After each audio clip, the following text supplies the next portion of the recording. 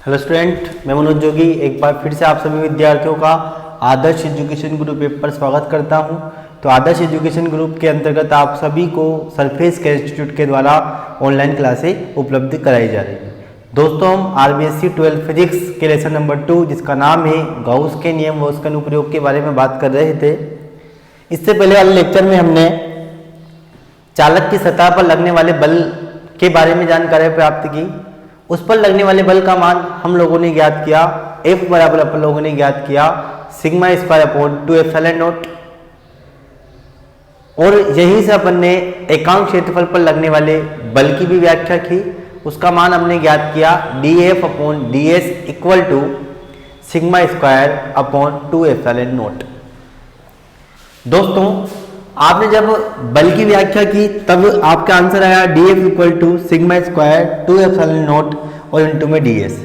एकांक क्षेत्रफल की बात करेंगे तो ds को अपन dF के बटा में ले चुके थे, तो dF बराबर dF upon ds equal to p equal to sigma square upon 2 epsilon naught ज्ञात किया। आज हम उसी संबंधित एक टॉपिक की बात करने वाले विद्युत क्षेत्र के एकांक आयतन में ऊर्जा। दोस्तों, इस टॉपिक का नाम है विद्युत क्षेत्र के एकांक आयतन में ऊर्जा। आप लोगों ने एक चीज पढ़ी होगी, मैं बहुत सी बार बोलता हूं कि किया गया कार्य ऊर्जा के रूप में संचित हो जाता है। तो आप लोगों को ऊर्जा ज्ञात करने के लिए सबसे पहले ज्ञात करना पड़ेगा कार्य। तो हम सबसे पहले ज्ञात करेंगे कार्य। आप लोगों ने पढ़ा इससे जस्ट पहले वाले लेक्चर में कि जब किसी चालक के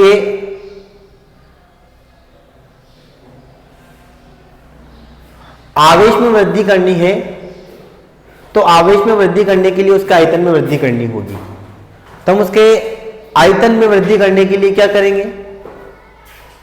उसका आयतन को बढ़ाएंगे। जैसे उसके आयतन में वृद्धि होगी तो आवेश का मान बढ़ेगा। तो दोस्तों, हम लोगों ने देखा कि चालक के बाहर की ओर एक बल लगता है। इस बल के विरुद्ध जो भी कार्य किया जाता है वो सारा का सारा कार्य ऊर्जा के रूप में संचित हो जाता है। क्या होता है? एक चालक है, चालक में अपन ने देखा कि बल लगता है। अब इस बल के विरुद्ध अपन को कुछ ना कुछ कार्य करना पड़ेगा, आयतन में वृद्धि करनी पड़ेगी। इस बल के विरुद्ध अपन जो काम करते हो सारा का सारा कार्य किसके रूप में संचित हो जाता है? ऊर्जा के रूप में संचित हो जाता है। तो सबसे पहले मैं आप लोगों को इसके बारे में लिखवाने वाला हूं, थोड़ा बहुत आप देखते जाना। किसी भी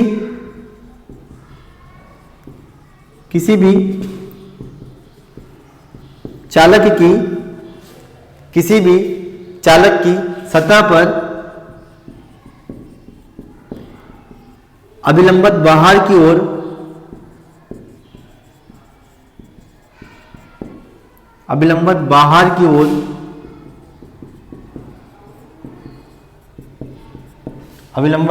की ओर एक विद्युत बल उपस्थित रहता है। ठीक है, अब आपको इस बल के विरुद्ध ही काम करना है। इस बल के विरुद्ध जितना भी काम करोगे आप, वो सारा का सारा कार्य किसके रूप में संचित हो जाता है? ऊर्जा के रूप में संचित हो जाता है। देखो, अब अपन क्या करेंगे? क्या करना है आपको? चालक पर आवेश की मात्रा बढ़ाने के लिए, चालक पर आवेश की मात्रा बढ़ाने के लिए, अर्थात आवेश की मात्रा कब बढ़ेगी? जब आयतन में वृद्धि, अर्थात आयतन में वृद्धि करने के लिए इस बल के विरुद्ध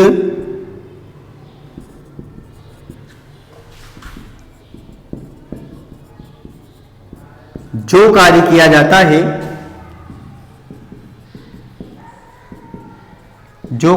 जाता है, वह कार्य ही ऊर्जा के रूप में संचित हो जाता है, ऊर्जा के रूप में संचित हो जाता है। क्या होता है दोस्तों, आपने कोई भी चालक ले लिया, चालक पर अपन को पता है बल लगता है, आपने बल की व्याख्या की, कितना बल लगता है वो हमने ज्ञात किया। अब इस बल के विरुद्ध अपन क्या करेंगे, आवेश की मात्रा को बढ़ाएंगे। आवेश की मात्रा बढ़ाने के लिए क्या करना पड़ेगा, या तो आयतन को बढ़ाना पड़ेगा। तो अपन आयतन में वृद्धि करने के लिए क्या करेंगे, जो बल लग रहा है उस बल के विरुद्ध अपन को काम करना पड़ेगा। वो बल क्या करेगा, उसमें परिवर्तन का विरोध करेगा। तो इस बल के विरुद्ध जो भी अपन काम करेंगे, जो भी कार्य किया जाएगा, वो सारा का सारा कार्य ऊर्जा के रूप में संचित हो जाता है, और यह ऊर्जा अपन को ज्ञात करनी है। अब इसे ज्ञात करने के लिए अपन क्या करेंगे, सबसे पहले मैं आपको एक चित्र के माध्यम से समझाने वाला हूं। आप सबसे पहले उस चित्र को ध्यानपूर्वक देखना, उसके बाद हम बात करेंगे। ठीक है दोस्तों, तो देखते जाना। मैं आपको चित्र के माध्यम से समझाने वाला हूं। अब हम बात करेंगे चित्र के बारे में। आप जैसे ही चित्र के बारे में देख लोगे, आपको आसानी से समझ में आ जाएगा दोस्तों। ये अपना इस चैप्टर का सेकंड लास्ट टॉपिक है, इसके बाद लास्ट टॉपिक बचेगा और आपके चैप्टर समाप्त हो जाएगा। ठीक है दोस्तों, तो सबसे पहले क्या करना है, मैं आप लोगों को चित्र के माध्यम समझाने वाला हूं। चित्र को ध्यानपूर्वक देखना। ये मैंने एक चालक बना लिया है, ये चलो ये चालक बन चुका है। जिसका केंद्र बिंदु है O, जिसका केंद्र बिंदु O है। इसकी त्रिज्या कितनी है, इसकी त्रिज्या आपको कैपिटल R है, सॉरी स्मॉल R है। ठीक है दोस्तों,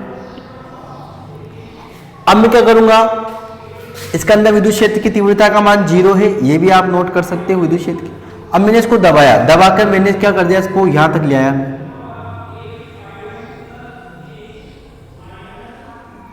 कितनी दूरी तक दबाया मैं इसको, dr मोटाई तक इसके दबाया। दबाने के बाद ये हो गया। तो दोस्तों जैसे इसके dr दूरी में मैंने कमी करी, तो इसकी त्रिज्या का मान अब क्या होगा, आप लोगों को पता होना चाहिए। अब की बार त्रिज्या होगी इसकी, देखो पहले की r, अगर r में से मैं dr माइनस कर दूंगा तो कितना बनेगा, r माइनस dr, ये अपनी घटाई गई त्रिज्या हो जाएगी। ये मैं आपको इसको लाइनिंग कर देता हूं ताकि आपको पता लग जाए कि इतना अपन ने इसके आयतन में कमी की है। ठीक है, ये आप लोगों के चित्र सामने बन चुका है। आप सबसे पहले इस चित्र को नोट कर लीजिएगा। जैसे आप चित्र नोट कर लोगे, अपन आगे की बात करने वाले हैं। ठीक है, सबसे पहले अपन दाब की बात करेंगे, एकांक क्षेत्र पर लगने वाले बल की बात करेंगे। एकांक क्षेत्रफल पर लगने वाले बल को ही दाब कहते हैं, आप लोगों को मैं बता चुका हूं। अब इस चित्र के बारे में मैं आप लोगों को लिखवाने वाला हूं, आप देखते जाना दोस्तों। देखना,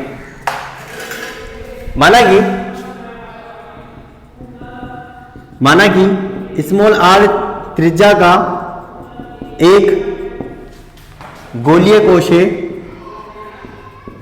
कोश है, जिसका पृष्ठ आवेश घनत्व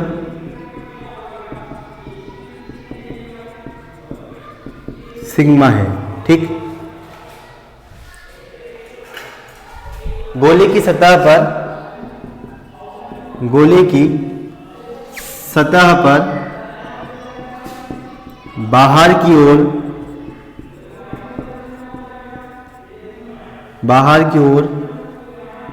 एकांक क्षेत्रफल पर लगने वाला बल अर्थात दाब। एकांक क्षेत्रफल पर लगने वाले बल को दाब कहते हैं। आपने इससे जस्ट पहले पढ़ा, सिग्मा बराबर P बराबर सिग्मा स्क्वायर 2 एप्सिलॉन नॉट, समीकरण नंबर 1 बन चुकी है। आपने ये दाब निकाला, एकांक क्षेत्रफल पर लगने वाला बल दाब कहलाता है। अब आपको निकालना है बल के लिए, बल कितना लगाएगा, तो हम ज्ञात करेंगे। क्या ज्ञात करना है, अतः गोले की सतह पर लगने वाला बल। दोस्तों बहुत अंतर है, यह एकांक क्षेत्रफल पर लगने वाला बल है। एकांक क्षेत्रफल पर लगने वाले बल को दाब कहते हैं, जबकि यहां बल की बात कर रहे हैं। अब बल का सूत्र क्या होता है, आपने पढ़ा है बल का सूत्र, दाब बराबर क्या होता है, बल बटा क्षेत्रफल। तो बल बराबर क्या होगा, बल बराबर होगा दाब इनटू क्षेत्रफल की बात करेंगे दोस्तों। क्षेत्रफल को एक ही तरह लिखते हैं, दाब बराबर, देखो दाब बराबर बल बटा क्षेत्रफल होता है। बल की जगह आपके एफ आ जाएगा, दाब की जगह आपके आएगा पी वाला का मान sigma square upon 2 epsilon naught into क्षेत्रफल। अब गोलीय कोश की क्षेत्रफल का मान कितना आएगा 4 पाई स्मॉल आर स्क्वायर आ जाएगा आप लोगों के। तो आप यहां तक ध्यानपूर्वक उतारते जाइएगा। आशा करता हूं आपको सारा दिख रहा होगा। क्या करेंगे, अपन ने क्या किया, बल की जगह एफ लिखा, दाब का मान अपने पास है sigma square upon 2 epsilon naught into क्षेत्रफल की जगह कितना आएगा 4 पाई आर स्क्वायर। इस प्रकार से आप लोगों के ये बन जाएगी समीकरण नंबर 2 बन जाएगी। अब मैंने क्या करा, इस बल के विरुद्ध ये बल लग रहा था बाहर की, इस बल के विरुद्ध मैंने उसे डी आर दूरी तक संपीड़ित किया। देखो मैंने उसकी त्रिज्या पहले आर थी, बाद में कितनी कर दी आर माइनस डी आर, मतलब डी आर दूरी तक उसको संपीड़ित कर दिया है ना। तो उसकी बात करेंगे।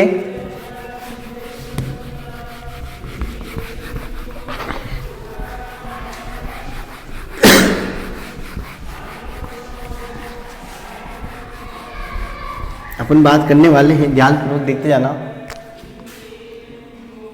इस बल के विरुद्ध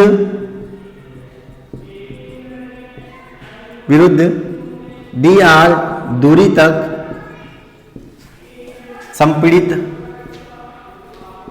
पीड़ित करने में किया गया कार्य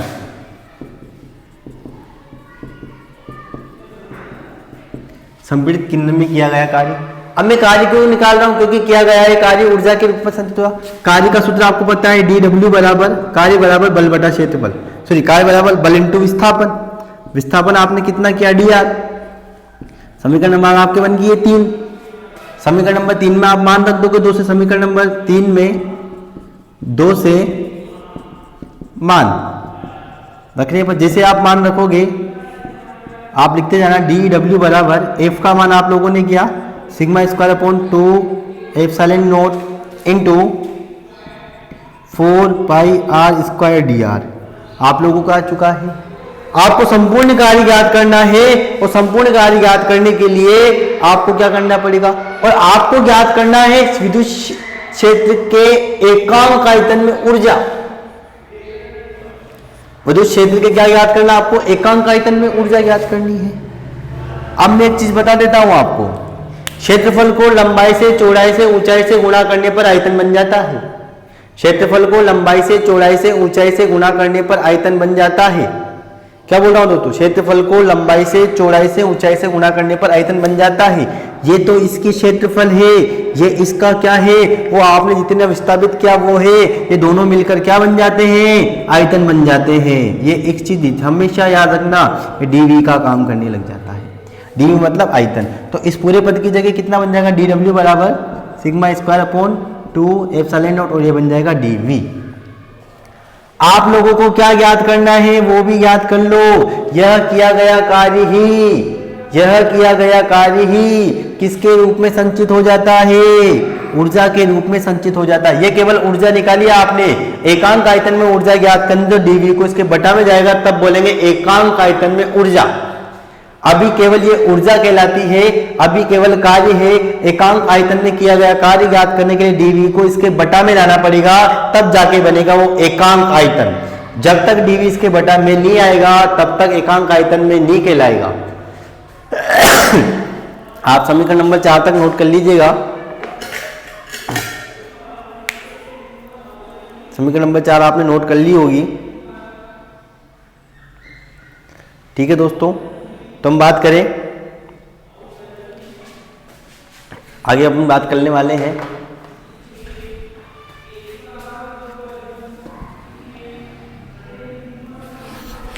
समीकरण नंबर 4 के बाद आपको लिखने वाला हूं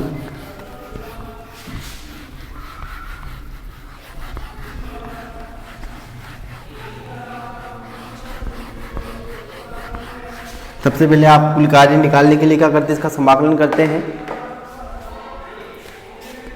संपूर्ण विद्युत क्षेत्र में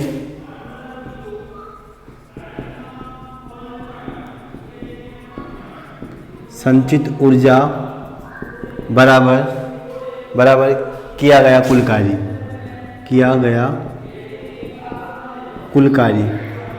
और कुल कार्य कैसे करते हैं अपन याद, समीकरण नंबर 4 का अपन क्या कर देंगे, समाकलन कर देंगे। तो क्या आएगा, W की जगह U बराबर W की होगा, क्योंकि कार्य ही ऊर्जा के रूप में बराबर। अब संपूर्ण कुल कार्य ज्ञात करने के लिए इसका समाकलन करना पड़ता है, तो sigma square upon 2 epsilon naught और dV। ठीक है दोस्तों, ये आपके आया कार्य आया। आप लोगों को एकांक आयतन में किया गया कार्य ज्ञात करना है। आपको क्या ज्ञात करना है, एकांक आयतन में संचित ऊर्जा, ये एकांक आयतन में ऊर्जा या एकांक आयतन में संचित ऊर्जा। मैं आपको टॉपिक बना के लिख देता हूं, आपको ध्यान रखना। विद्युत क्षेत्र के एकांक आयतन में संचित ऊर्जा अर्थात ऊर्जा घनत्व या ऊर्जा घनत्व, इसे ऊर्जा घनत्व कहा जाता है। इसे U V के द्वारा प्रदर्शित किया जाता है। V इसलिए लिखा था कि आपको याद रहे एकांक आयतन की बात कर रहे हैं। तो इसको कैसे निकालते हैं दोस्तों, मैं आपको निकालूंगा। समीकरण नंबर आपके कौन सी बनी थी, वो समीकरण नंबर शायद जो भी बनी, dW बराबर आपने निकाला था, dW बराबर sigma square upon 2 epsilon naught, और यहाँ आपके लिखा था dV, ये था। इस dV को इसके बटा में लाओ, dW बटा dV बन जाता है, sigma square upon 2 epsilon not बन जाता है, और dW अपॉन dV ही क्या बताता है, एकांक आयतन में किया गया कार्य बताता है, और एकांक आयतन में संचित कार्य ही ऊर्जा के रूप में संचित हो जाता है। तो dW अपॉन du को UV बराबर बोला जाता है, sigma square equal to 2 epsilon naught. तो ये समीकरण ही, जो समीकरण आपके पास आई है 3, 4, 5, 6 जो भी नाम इसको दे देना, ये समीकरण ही एकांक आयतन में संचित ऊर्जा को प्रदर्शित करती है, और जिसे ही ऊर्जा घनत्व कहा जाता है। दोस्तों आपने ऊर्जा घनत्व की वैल्यू निकाल ली है।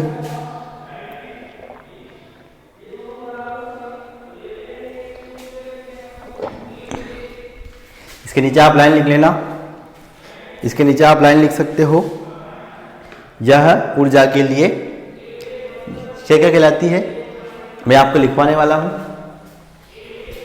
इसी के नीचे लिखना है आपको, मैं यहाँ लिख देता हूँ, आपको यहाँ लिखना है, ये वाली चीज़ें लिख लेना। उपरोक्त समीकरण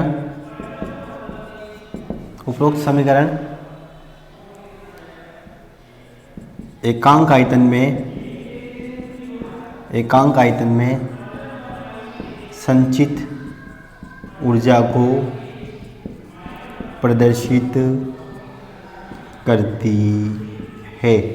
ठीक है दोस्तों, तो आपके ये टॉपिक समाप्त हो चुका है। अगर वो किसी अन्य माध्यम की बात करें तो यहाँ अन्य किसी माध्यम के लिए एप्सिलॉन नॉट की जगह एप्सिलॉन आ जाता है। ठीक है दोस्तों, तो इसी प्रकार आपके ये टॉपिक भी यहीं समाप्त होता है। आपको इस टॉपिक से संबंधित कोई भी समस्या हो तो दोस्तों प्लीज़ कमेंट जरूर कीजिएगा। इस चैप्टर का अंतिम टॉपिक अपन पढ़ेंगे इसके अगले वाले लेक्चर में। आपको वीडियो से संबंधित कोई भी समस्या हो तो आप प्लीज़ कमेंट जरूर कीजिएगा, और अगर आपको वीडियो संबंधित कोई समस्या नहीं हो तो आप इस लेक्चर को पहले ध्यानपूर्वक देखना। उसके बाद आप लोग क्या करोगे, इसे बिना देखे अपनी नोटबुक में करके और आप मुझे व्हाट्सअप करना, ताकि मुझे पता लगे कि आपने कहीं गलती तो नहीं की। ठीक है दोस्तों, थैंक यू, धन्यवाद।